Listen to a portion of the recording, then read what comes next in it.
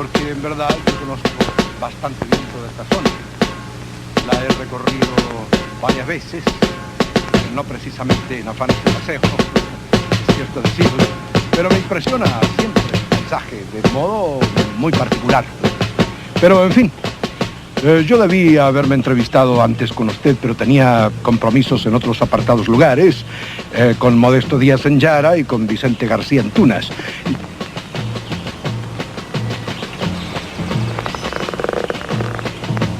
Quiero que usted sepa que el mayor general Vicente García se encuentra no muy lejos de aquí. Bien, Vicente García tenía dos compromisos. Uno conmigo de terminar la lucha y otro con ustedes de continuarla. Él ha optado por lo que ha creído más honroso para él, la unión a sus compañeros. Y aunque eso contraría un tanto mis proyectos, yo lo aplaudo de todos modos. Pero basta ya de sacrificios y de sangre. Bastante han hecho ustedes asombrando al mundo con su tenacidad y decisión. Y con ello han obtenido que Su Majestad el Rey Don Alfonso, a quien represento, haya venido hasta su campamento. Sí. Quizás todo esto sea muy honroso,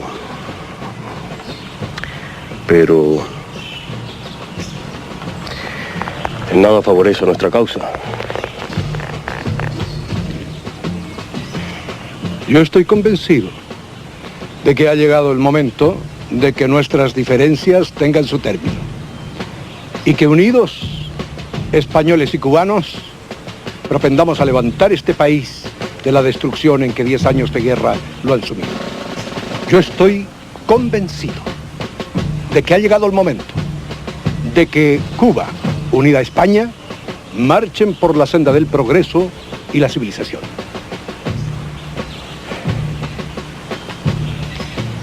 Por otra parte, ustedes deben saber que desde comienzos del mes anterior, el gobierno y la Cámara de la Revolución desaparecieron.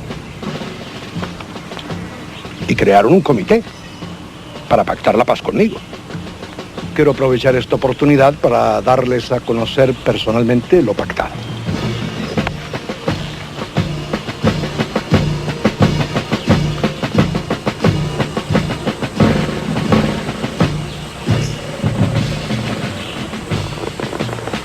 Estoy autorizado a manifestarle que no estamos de acuerdo con lo pactado en el Sajón. Ese documento no contempla la abolición de la esclavitud ni la independencia, los dos puntos más importantes del programa revolucionario.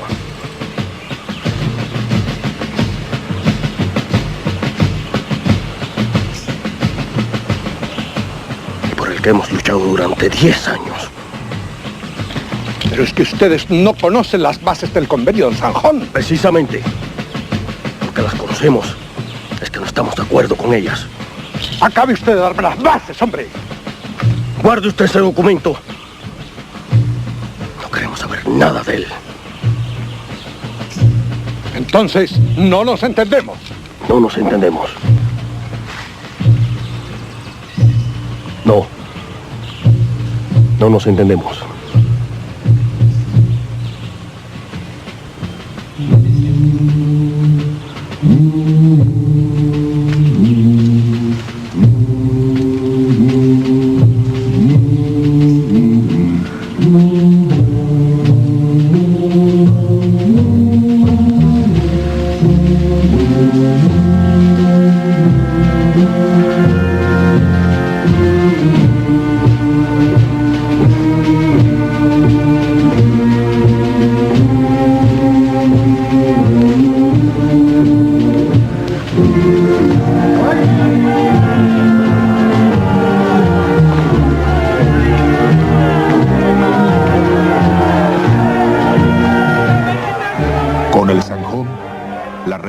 Sufre su mayor revés. Con Baraguá, Antonio Maceo asegura la continuidad de la revolución. Años después, se reanuda la guerra libertadora y la invasión, dirigida por Máximo Gómez y Antonio Maceo, partirá del mismo Baraguá de la protesta para llegar a sangre y fuego hasta el último confín de la isla. Bienvenidos a Genofonte. Hoy traemos a la vida uno de los hombres más imponentes de la historia cubana, Antonio Maceo Grajales, el legendario Titán de Bronce, un mulato de origen humilde que se convirtió en pesadilla del Imperio Español, un guerrero que cargó 27 heridas en su cuerpo y nunca se rindió, un líder que cruzó Cuba de este a oeste, cargando la tea de la independencia y la abolición de la esclavitud. Desde la protesta de Baraguá al último combate en San Pedro, esta es la historia del hombre que demostró que la libertad no se negocia, se gana con el machete en la mano. Prepárense para un video sobre la vida y obra del Titán de Bronce. José Antonio de la Caridad Maceo y Grajales fue un teniente general cubano de ascendencia africana y europea que se convirtió en un comandante destacado en la prolongada lucha de la isla por la independencia del dominio colonial español. Nacido en Santiago de Cuba, hijo de padre venezolano y de ascendencia mixta y madre cubana, Maceo comenzó su carrera militar a los 23 años durante la Guerra de los 10 Años, acaecida entre los años 1868 y 1878. Ascendió rápidamente en el escalafón militar gracias a su perspicacia táctica y su valor personal, participando en más de 500 enfrentamientos contra fuerzas españolas superiores en número. Su acto de desafío más significativo se produjo en la protesta de Baraguá en marzo de 1878, donde rechazó el Pacto del Zanjón, una tregua que puso fin a la guerra sin lograr la soberanía cubana ni abolir la esclavitud, insistiendo en la independencia total y declarando que el único pacto posible era uno sellado con sangre. En la Tercera Guerra de Independencia, acaecida entre los años 1895 y 1898, Maceo fue el segundo al mando de Máximo Gómez, orquestando una audaz invasión del occidente de Cuba que desestabilizó el control español y llevó la insurgencia hasta las puertas de La Habana. Su estrategia se caracterizó por una guerra de guerrillas implacable y la movilidad de sus unidades de caballería, en su mayoría afrocubanas. Apodado el Titán de Bronce por su tez oscura y su inquebrantable resistencia, fue un ejemplo de integración racial en el ejército independentista, promoviendo un liderazgo basado en el mérito independientemente de la etnia y combatiendo tanto la presión colonial como los prejuicios internos. Maceo murió en una emboscada española en Punta Brava, en la actual provincia de Pinal del Río, privando al movimiento independentista de una de las figuras más indomables y simbolizando el alto precio de la lucha de Cuba por su autodeterminación. Regresando a sus orígenes, podemos decir y afirmar que Maceo nació el 14 de junio de 1845 en la aldea rural de Majaguabo, en la provincia de Oriente, durante la época colonial española. Siendo el mayor de 9 hermanos, creció en un modesto hogar agrícola en el contexto de la economía de plantaciones de la isla, donde las jerarquías raciales y la esclavitud moldeaban las estructuras sociales. Si bien su familia gozaba de la condición de libres, algo poco común para las personas de ascendencia africana, eso siempre fue un impedimento en el crecimiento social. Su padre, Marcos Maceo, era un inmigrante mulato nacido en Venezuela que llegó a Cuba después de 1823, tras las campañas independentistas de Simón Bolívar contra España.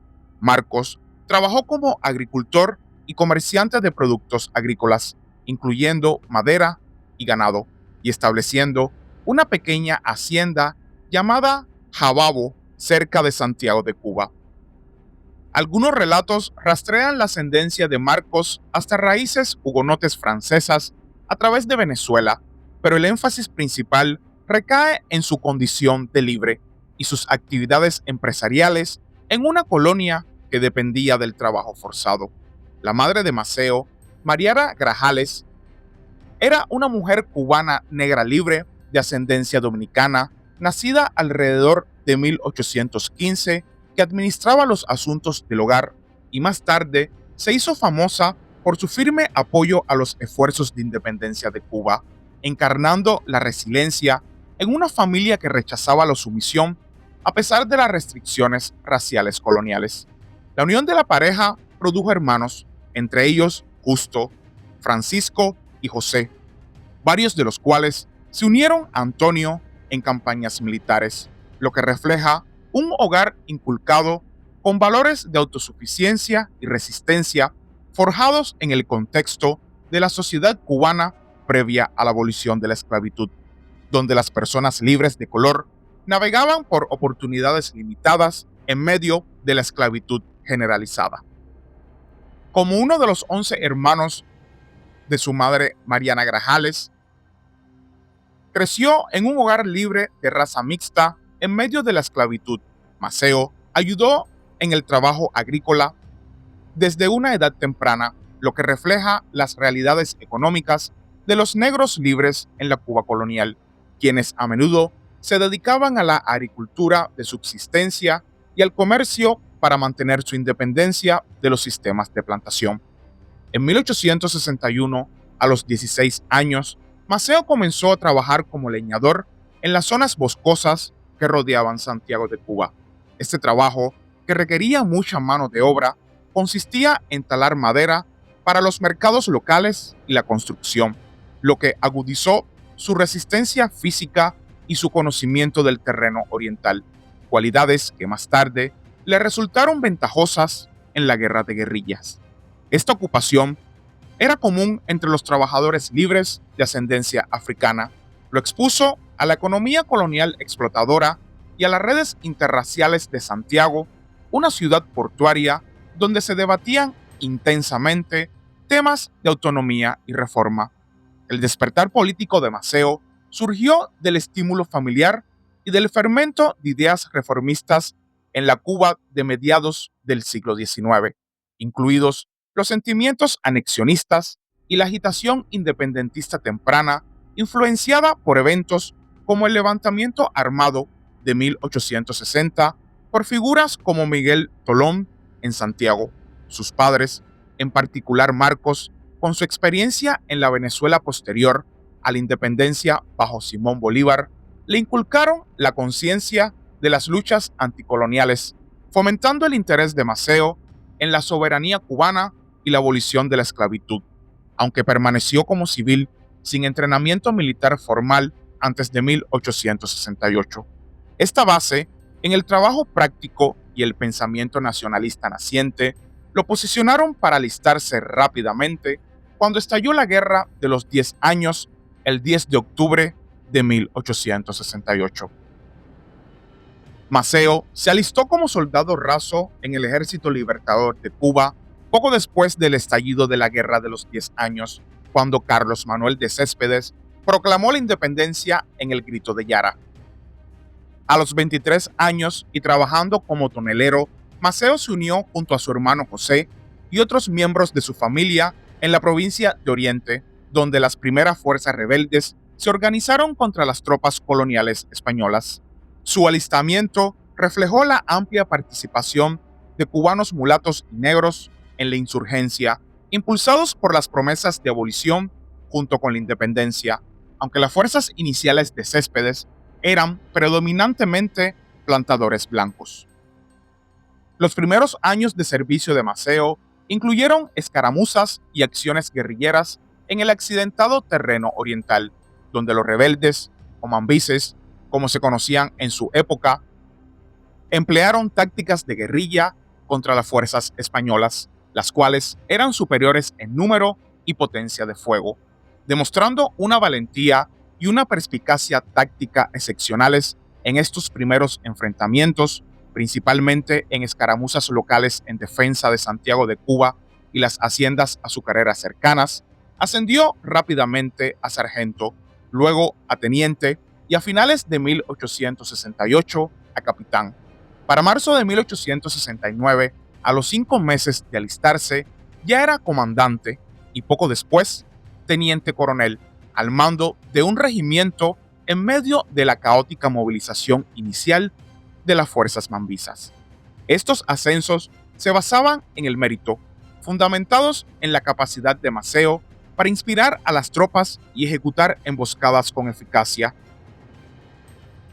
En contraste con la estructura de mando rebelde, a menudo desorganizada, sus campañas iniciales contribuyeron a la consolidación del control rebelde en partes del este de Cuba, incluyendo incursiones que interrumpieron las líneas de suministro españolas y reforzaron el reclutamiento entre esclavos liberados y trabajadores rurales, preparando el terreno para operaciones de mayor envergadura bajo el mando de líderes como Máximo Gómez. A pesar de enfrentarse a prejuicios raciales, dentro del cuerpo de oficiales predominantemente criollos, los éxitos de Maceo en el campo de batalla subrayaron su surgimiento como una figura clave de la insurgencia en 1870. Participó en las primeras escaramuzas como las de El Cristo y El Cobre en noviembre, donde su valentía le valió ascensos de sargento a capitán en cuestión de semanas. En enero de 1869, tras las exitosas operaciones en Mayarí y el ataque a Guantánamo, fue ascendido a mayor y luego a teniente coronel, al mando de fuerzas independientes en medio de la continua guerra de guerrillas contra las columnas españolas. Estas primeras victorias pusieron de manifiesto su capacidad para liderar eficazmente tropas de raza mixta, manteniendo el impulso en un teatro de operaciones donde los insurgentes, superados en número, pero también en armamento por las fuerzas regulares españolas, estaban en desventaja. Las acciones militares entre los años 1870 y 1872 consolidó aún más la reputación de Maceo. A pesar de las múltiples heridas que subrayaron la brutalidad de la guerra, el 2 de octubre de 1870 derrotó a las tropas españolas en Majaguabo, pero resultó herido, y el 4 de diciembre, en la fortaleza de Baraguá, sufrió otra herida mientras que su hermano Julio murió en la refriega. Posteriormente, sería ascendido a coronel en marzo de 1872. Maceo orquestó un notable triunfo en las Guásimas el 15 de marzo de 1872, repeliendo aproximadamente a 6,000 soldados españoles con una fuerza insurgente menor, demostrando una movilidad superior y tácticas de emboscada en terreno accidentado. Tales acciones, repetidas en más de 200 encuentros a mediados de la década, impulsaron su ascenso en medio de barreras raciales que retrasaban los altos mandos para los oficiales no blancos. Para 1877, la resistencia de Maceo fue evidente en Mangos de Mejía el 6 de agosto, donde sufrió 8 heridas de bala, pero derrotó al enemigo, lo que le valió el ascenso a general de brigada. A principios de febrero de 1878, se enfrentó decisivamente al batallón de élite español San Quintín en San Ulpiano, infligiendo 245 bajas, incluidos 10 oficiales a los españoles, mientras minimizaba sus propias pérdidas, lo que contribuyó a su ascenso a mayor general en enero de ese año. Estas acciones y batallas ejemplificaron el énfasis de Maceo en las maniobras agresivas y cargas de caballería, compensando la falta de artillería y líneas de suministro formales de los mambises, y lo establecieron como una piedra angular de la resistencia del frente oriental hasta el final negociado de la guerra. Y así llegaría el Pacto del Zanjón, firmado el 10 de febrero de 1878 entre las autoridades españolas bajo el mando del general Arsenio Martínez Campos y los líderes insurgentes cubanos. Esto puso fin a la Guerra de los 10 años al conceder una amnistía general, reformas políticas limitadas y promesas de la abolición gradual de la esclavitud, pero no logró asegurar la independencia de Cuba de España ni la emancipación inmediata de los esclavos. Antonio Maceo, mayor general del Ejército Libertador de Cuba y figura clave en las campañas del Este, rechazó el pacto de plano, considerándolo una capitulación que preservaba el dominio colonial español y perpetuaba la esclavitud, agravios fundamentales que habían desencadenado la guerra 10 años atrás. El 15 de marzo de 1878, Maceo se reunió con Martínez Campos y otros enviados españoles en Mangos de Baraguá, en la actual provincia de Santiago de Cuba, donde negó rotundamente de poner las armas, declarando no hay entendimiento entre nosotros y enfatizando las demandas irreconciliables de independencia total y abolición de la esclavitud. Esta reunión, a la que asistieron Maceo y otros comandantes, incluidos su hermano José y Quintín Banderas, simbolizó el desafío contra el armisticio aceptado por figuras como el presidente cubano Tomás Estrada Palma,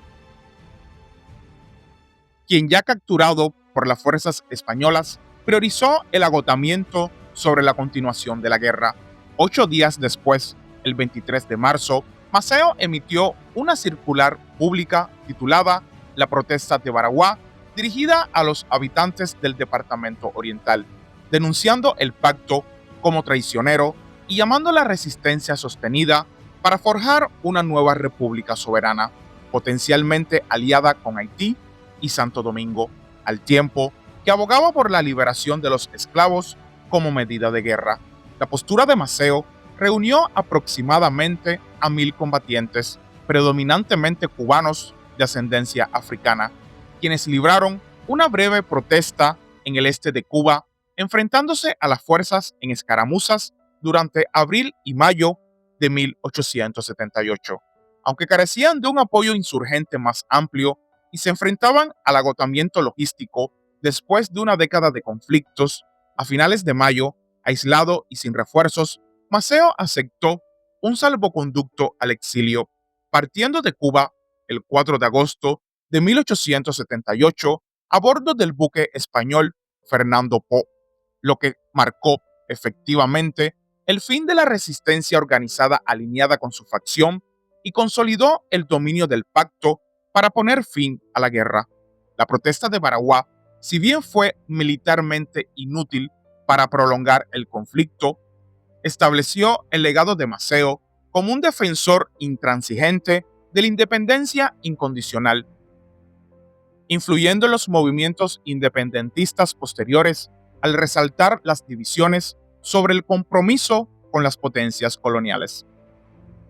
Posteriormente, tras la protesta de Baraguá, en marzo de 1878, Maceo evadió a las fuerzas españolas y abandonó Cuba, llegando a Kingston, Jamaica, a finales de junio de 1878, donde inicialmente se dedicó a planificar futuros levantamientos con otros exiliados como Calixto García.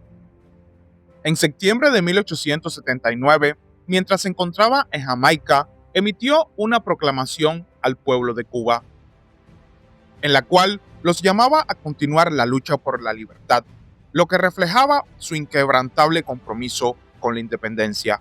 Luego, emprendió peligrosos viajes por el Caribe, incluyendo Puerto Príncipe, Haití, en septiembre de 1879, donde sobrevivió a un intento de asesinato el 14 de diciembre de ese mismo año, en medio de los continuos esfuerzos españoles por eliminarlo. El exilio itinerante de Maceo lo llevó a Santo Tomás en enero de 1880, a Santo Domingo en mayo de 1880 y a Nueva York en junio de ese mismo año, donde sufrió otro intento de asesinato el 6 de julio de 1880, antes de establecerse temporalmente en Honduras en 1881. Allí fue nombrado general del ejército hondureño el 21 de septiembre de 1881. También fue juez adjunto el 31 de mayo de 1882 y tomó el mando de los puertos de Puerto Cortés y Omoa el 31 de julio de ese mismo año, cargos que le proporcionaron estabilidad financiera y le permitieron cartearse con figuras independentistas como José Martí a partir de 1881. Su esposa, María Cabrales, se reunió con él en Puerto Cortés en enero de 1883, pero renunció a sus cargos ese mismo año para priorizar los esfuerzos de la liberación de Cuba. Más tarde, durante su exilio, Maceo viajó a Nueva Orleans en agosto de 1884 y a Cayo Hueso en septiembre del mismo año para reunirse con independentistas. El 1 de octubre de 1884 se reunió personalmente con Martí en Nueva York, donde forjó alianzas estratégicas. Entre finales de 1886 y 1888 se dedicó a la construcción de viviendas en Bas Obispo, Panamá, pero en enero de ese año contrajo malaria, lo que lo impulsó a escribirle a Martí, abogando por la unidad entre los revolucionarios. En Costa Rica, hacia el año 1891, exploró la posibilidad de establecer una colonia agrícola en Nicoya, pero se topó con la oposición española. El 19 de mayo de 1894 residía en San José, donde sobrevivió a otro intento de asesinato el 17 de noviembre, en el cual resultaría herido en el hombro. A lo largo de este periodo, Maceo realizó visitas clandestinas a Cuba, llegando a La Habana el 5 de febrero de 1890 y siendo deportado de Santiago de Cuba el 30 de agosto del mismo año, después de lo cual regresó de incógnito en noviembre de 1893 antes de partir hacia Jamaica. Estas actividades combinaron el trabajo manual como trabajos ocasionales en Jamaica entre los años 1880 a 1882 y la administración de granjas en Costa Rica entre los años 1892 y 1893. Con la recaudación de fondos persistentes y el crecimiento intelectual a través de la lectura y la escritura, agudizó su visión de una futura independencia cubana. En resumen, durante la década de 1880 y principios de 1890, Maceo persistió en redes conspirativas, planeando nuevas insurrecciones mientras se trasladaba por Centroamérica, el Caribe y Estados Unidos para evadir a los agentes españoles. El 10 de junio de 1894, en Honduras, colaboró con Máximo Gómez y Quintín Banderas para idear una nueva rebelión, aunque esta no se concretó debido a la falta de fondos y las disputas internas. En agosto de 1890, durante una visita clandestina a La Habana, se reunió con antiguos líderes y planteó un levantamiento en Santiago de Cuba con Flor Crombet, pero la detección por parte de las autoridades españolas provocó su deportación a Nueva York el 30 de agosto. Estos esfuerzos se vieron frustrados rápidamente por atentados contra su vida, incluyendo uno el 14 de diciembre de 1879 en Haití, orquestado con complicidad española, otro el 6 de julio de 1880 en Nueva York, y un tiroteo el 17 de noviembre de 1894, el cual ya mencioné anteriormente que le hirió en el hombro.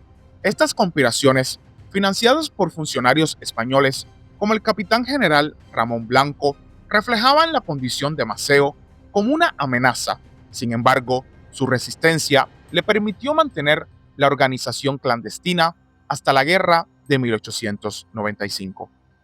Durante la fase inicial de su exilio en Jamaica, tras la protesta de Baraguá, Antonio Maceo mantuvo una firme alianza con el general Máximo Gómez, su antiguo comandante de la Guerra de los 10 Años, quien compartía su rechazo a las concesiones de autonomía del Pacto del Zanjón.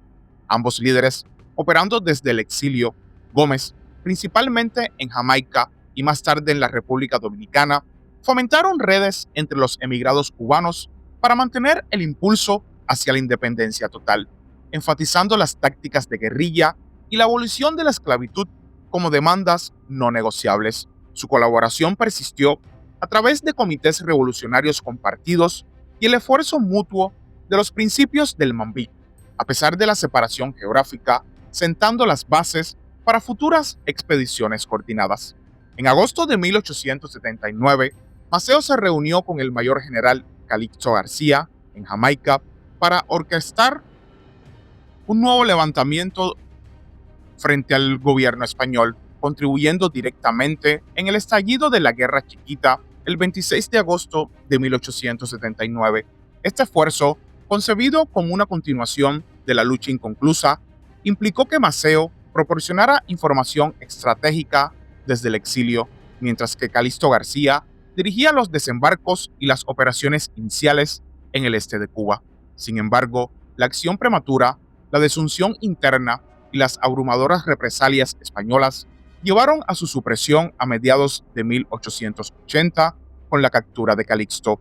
La asociación destacó el papel de Maceo con la conexión de la planificación en el exilio con la acción en la isla, donde expuso los desafíos persistentes para sincronizar a comandantes veteranos como Maceo, Calixto García y el hermano de Maceo, José, quien luchó activamente en esta campaña.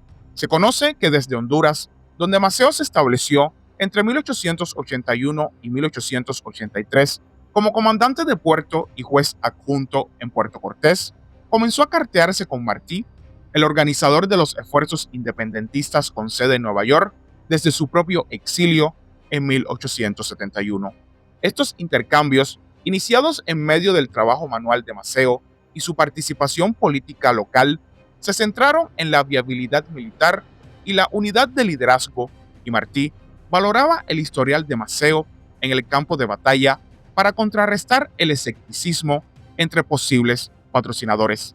A pesar de las reservas de Maceo, arraigadas en reveses insurgentes anteriores, y su insistencia en el mando autónomo, su relación evolucionó hacia una alineación tentativa a finales de la década de 1880, que culminó con el respaldo de Maceo al Partido Revolucionario Cubano de Martí tras su fundación el 10 de enero de 1892 como plataforma para la acción cívico-militar sincronizada.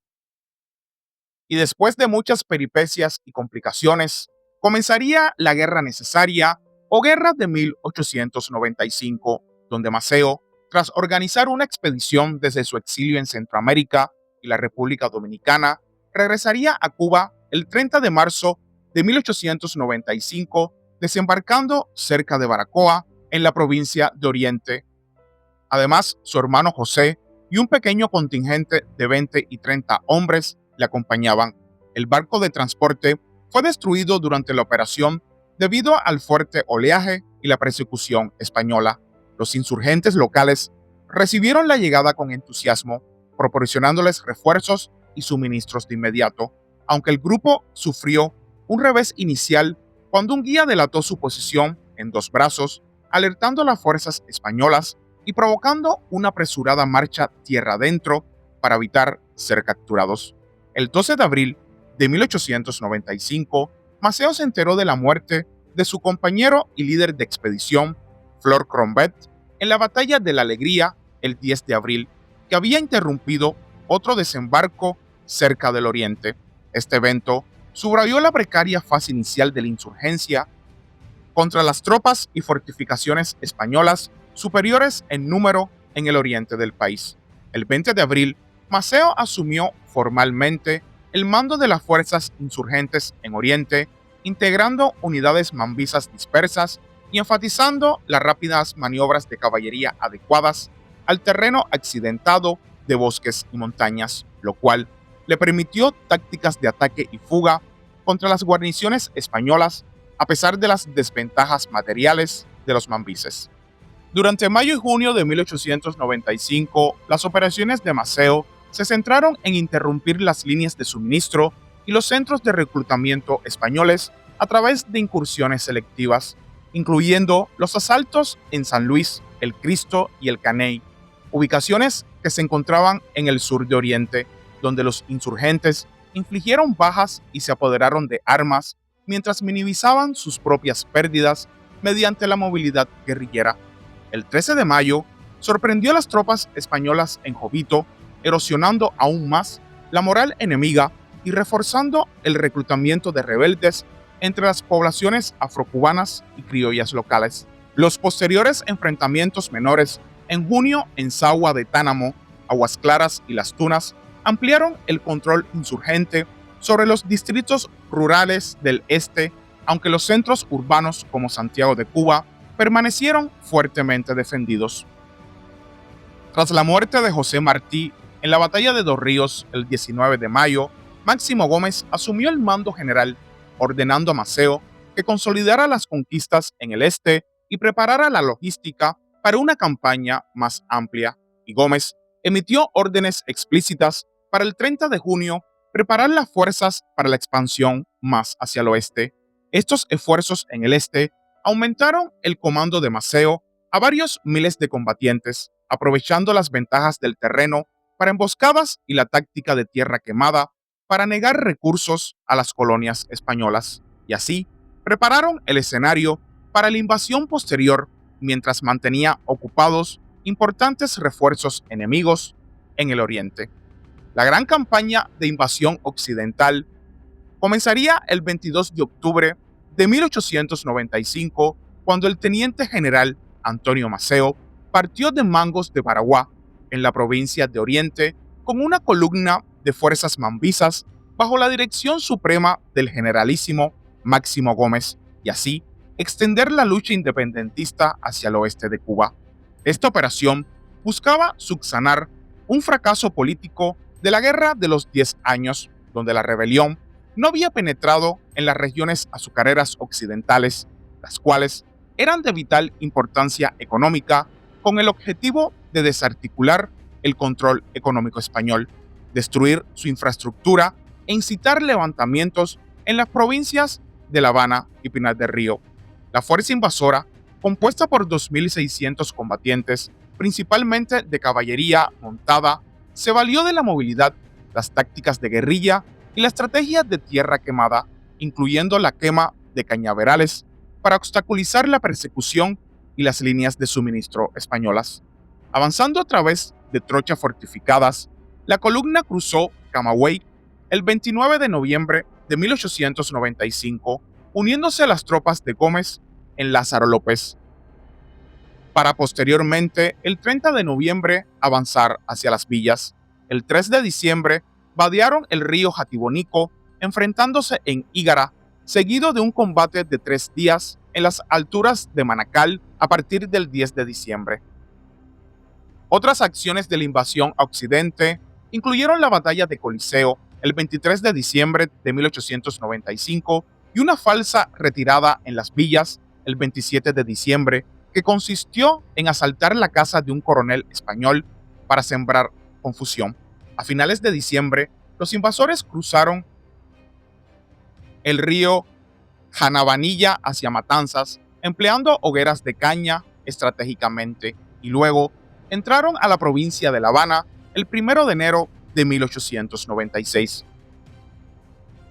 El ritmo implacable de la campaña cubrió más de 1.600 kilómetros en 3 meses, con combates casi diarios contra fuerzas españolas superiores en número, cruzando múltiples ríos y trochas, incluyendo la última en Pinar del Río el 8 de enero de 1896. Para el 22 de ese mismo mes, las fuerzas de Maceo llegaron a Mantua, el puesto de avanzada más occidental, completando con éxito la invasión y estableciendo una base de operaciones occidentales sostenidas que paralizaron la producción de azúcar y obligaron a los españoles a reasignar recursos. Esta hazaña demostró la perspicacia táctica de Maceo en la guerra de maniobras, manteniendo el impulso a pesar de las tensiones logísticas y los esfuerzos enemigos.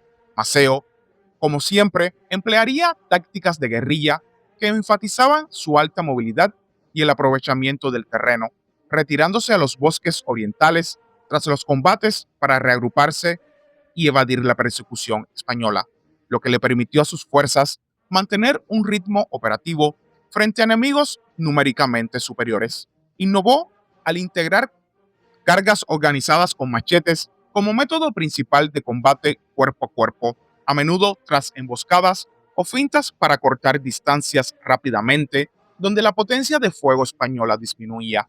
La caballería desempeñó un papel central en sus maniobras, con fintas y cargas utilizadas para desorganizar las fuerzas enemigas, como se vio en emboscadas, como en el ataque de julio de 1895 contra una columna de más de 500 hombres.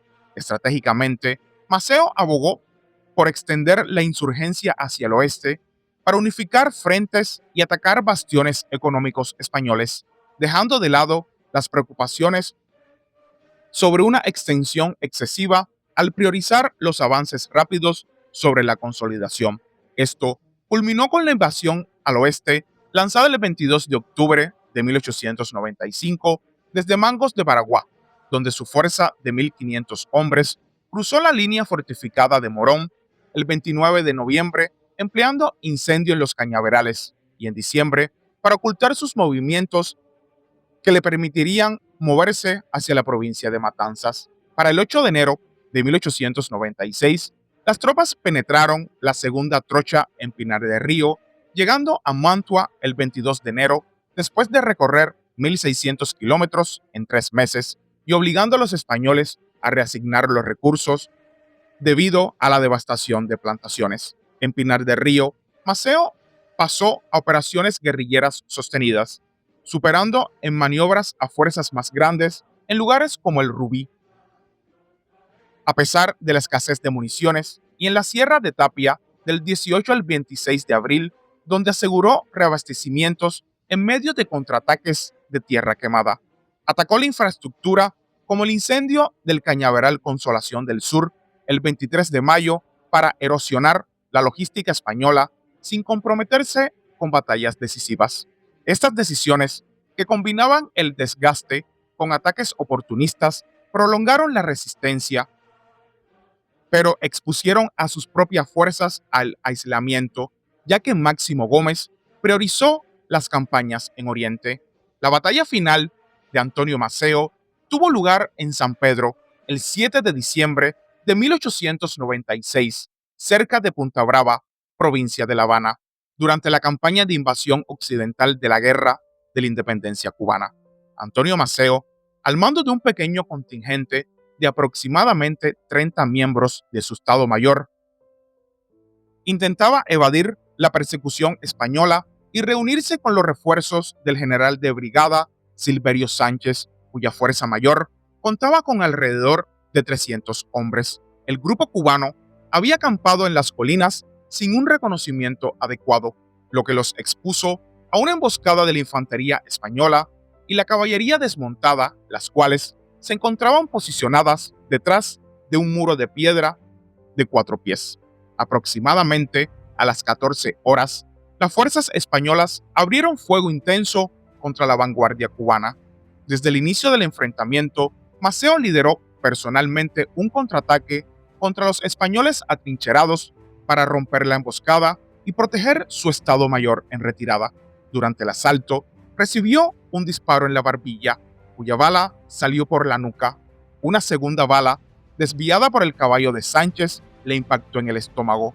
Cayó mortalmente herido cerca del muro de piedra, junto a Panchito Gómez Toro, hijo del generalísimo Máximo Gómez. Las fuerzas cubanas lograron recuperar el cuerpo de Maceo en medio del combate, impidiendo su captura por los españoles. Entre las bajas se incluyeron las muertes de Maceo y Panchito Gómez Toro, además de que el comandante Manuel Sánchez resultó herido. El observador estadounidense, el coronel Charles Gordon, presente con los cubanos, fue alcanzado por 3 balas, pero sobrevivió. Las pérdidas españolas no se registraron con precisión en los relatos contemporáneos, aunque el enfrentamiento resultó en una victoria táctica española al detener el avance cubano. El coronel Gordon, testigo ocular, detalló los acontecimientos en una carta el 1 de enero de 1897 al cónsul estadounidense, enfatizando la valentía de Maceo en la carga a pesar de la posición comprometida en la que se encontraba. La batalla marca el final del historial de combate invicto de Maceo, ya que anteriormente había sobrevivido al menos 25 heridas en las 2 guerras anteriores. Se sabe que los supervivientes de este enfrentamiento, sufriendo grandes pérdidas, fueron capaces de recuperar los cuerpos de Maceo y Gómez Toro al amparo de la noche, enterrándolos en una fosa secreta sin marcar para evitar que las tropas españolas los mutilaran o se los llevaran como trofeos.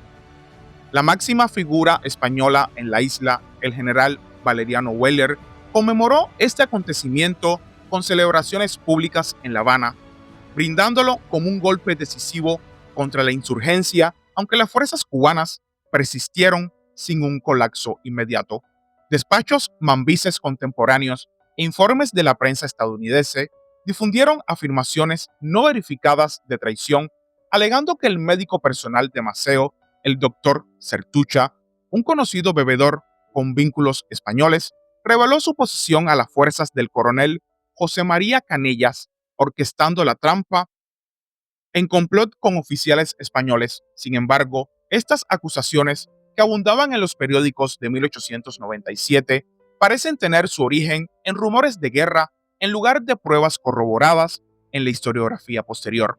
Los restos serían exhumados posteriormente y vueltos a enterrar en el monumento de El Cacahual, donde reposan hoy otras figuras de la independencia. Antonio Maceo es universalmente reconocido en Cuba como uno de los principales héroes nacionales de la lucha por la independencia contra el dominio colonial español, ganándose el sobrenombre del Titán de Bronce, debido a su inquebrantable destreza militar y su liderazgo como general mulato que ascendió a teniente general del ejército de Cuba. Su estatus se debe a su mando en campañas clave de la Guerra de los 10 Años y la Guerra de Independencia de 1895, donde dirigió más de 1.500 combates con derrotas mínimas, demostrando una brillantez táctica que infligió importantes pérdidas a las fuerzas españolas, que llegaron a contar con hasta 300.000 soldados. Este reconocimiento perduró incluso después de su muerte, el 7 de diciembre de 1896 en San Pedro, como lo demuestra el duelo generalizado en las comunidades cubanas de Nueva York, Tampa, Cayo Hueso, Jamaica, Haití y Honduras, lo que subraya su papel como figura unificadora en la diáspora cubana.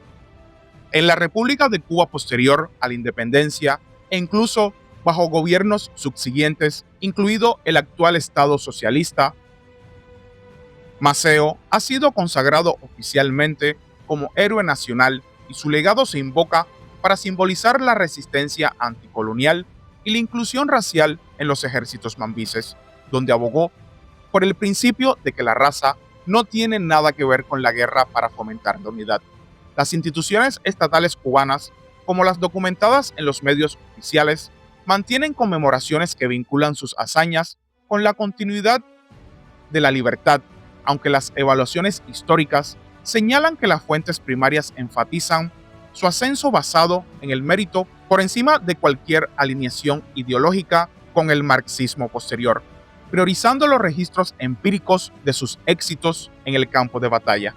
Sitios como el Aeropuerto Internacional Antonio Maceo en Santiago de Cuba o la Plaza de la Revolución Antonio Maceo reflejan esta veneración oficial duradera, donde las ceremonias públicas en los aniversarios de su nacimiento y su muerte refuerzan su arquetipo heroico. Si bien la historiografía cubana, bajo control estatal, amplifica su imagen como precursor de las revoluciones del siglo XX, pasando por alto potencialmente las tensiones con líderes criollos blancos como José Martí, los análisis independientes afirman su estatus a través de registros militares verificables y relatos contemporáneos independientes de las narrativas politizadas. Y así termina la leyenda del Titán de Bronce, un hombre que no conoció la rendición, que cargó 27 heridas como si fueran medallas y que, aún cayendo en San Pedro, dijo un dicho con su última voz: esto va bien, porque mientras haya cubanos que recuerden la protesta de Baraguá, mientras se hable de dignidad con machete en mano, Antonio Maceo seguirá cabalgando por los montes de Cuba y por el corazón de todos los que aman la libertad. Gracias por acompañarme en este homenaje al gigante que nunca se rodeó. Si te emocionó tanto como a mí esta historia, denle like, compartan el video y déjenme en los comentarios qué les enseñó el Titán de Bronce. Suscríbanse y activen la campanita, porque en Genofonte la historia no se cuenta, se vive. Hasta la próxima batalla, historiadores. ¡Viva Cuba libre y viva Antonio Maceo! Nos vemos en el próximo video.